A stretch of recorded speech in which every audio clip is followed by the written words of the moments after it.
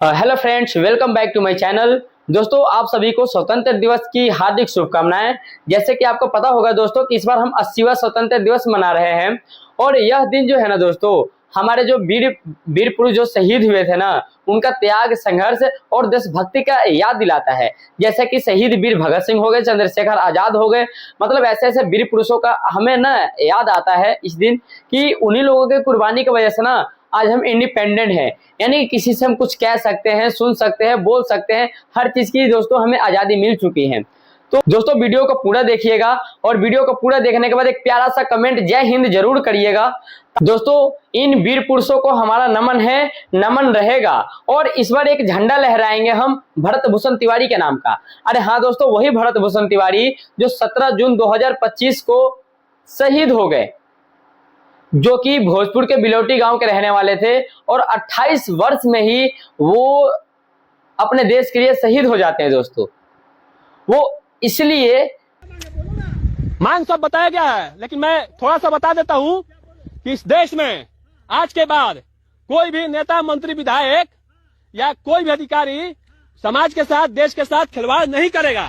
और चुनाव के समय, और सुनिए, चुनाव के समय या कभी भी कोई वादा नहीं करेगा झूठा। अगर करेगा तो उसको पूरा करना पड़ेगा, अगर नहीं करेगा तो ये युद्ध क्रांतिकारी ही युद्ध होगा। बोलिए इस पे। कि उन्होंने सिस्टम के खिलाफ आवाज उठाया था, क्योंकि दोस्तों जो सिस्टम में गद्दार है ना, जो भ्रष्टाचार नेता है ना, उनके खिलाफ उनने आवाज उठाई थी। और उनका कहना एक ही था कि अगर कोई नेता या विधायक या मुख्यमंत्री या प्रधानमंत्री अगर कुछ वादा कर रहे हैं जनता से, तो उस वादा को ना वो हर हाल में पूरा करे। अगर वो पूरा नहीं कर सकता है तो वादा ना करे।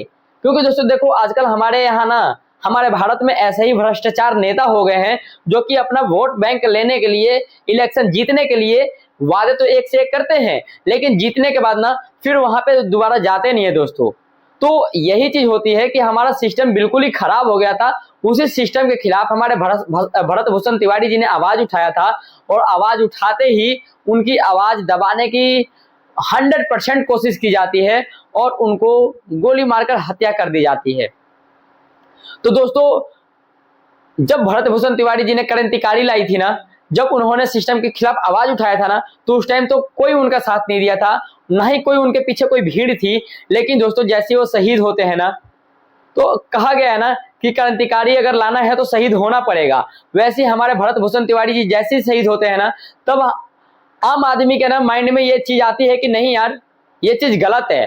फिर देखो उनके पीछे कितनी भीड़ इकट्ठा हुई और उनकी मांगों को पूरा करने के लिए कितना कुछ हुआ। उनके शहीद होने से ना बहुत कुछ सिस्टम सुधर रही है और जो उनका वादा था ना कि हर हाल में पूरा होना चाहिए, अब धीरे धीरे दोस्तों वैसा दिख रहा है। बाकी देखो, सरकार वैसी अभी हो गई है, निकम्मी सरकार ऐसी है कि किसी की सुनती नहीं है। बाकी स्वतंत्र दिवस के मौके पर हम वैसी चीजें हम बात नहीं कर पाएंगे और ना ही हम करेंगे। बस हम इतना कहेंगे दोस्तों कि एक झंडा जरूर लहराइएगा भरत तिवारी का नाम का, क्योंकि भरत तिवारी 28 वर्ष में ही वो आंदोलन छेड़ दिए थे कि आजकल के युग में ना किसी का मतलब छेड़ने की तो अलग बात है, मुंह से कुछ निकालना भी बहुत कठिन काम हो गया है। क्योंकि मुंह से निकालते ही सीधे जेल के सलाखों के पीछे रहते हैं भाई। लेकिन ऐसे माहौल में भरत भूषण तिवारी जी ने आवाज उठाया था। भरत भूषण तिवारी जी शहीद हुए हैं हमारे लिए, उनका भी बहुत बहुत नमन है और वो हमेशा अमर रहेंगे। ये हम नहीं, ये पूरा देश कहता है। और हमारे भरत भूषण तिवारी जी सच में अमर है, अमर रहेंगे।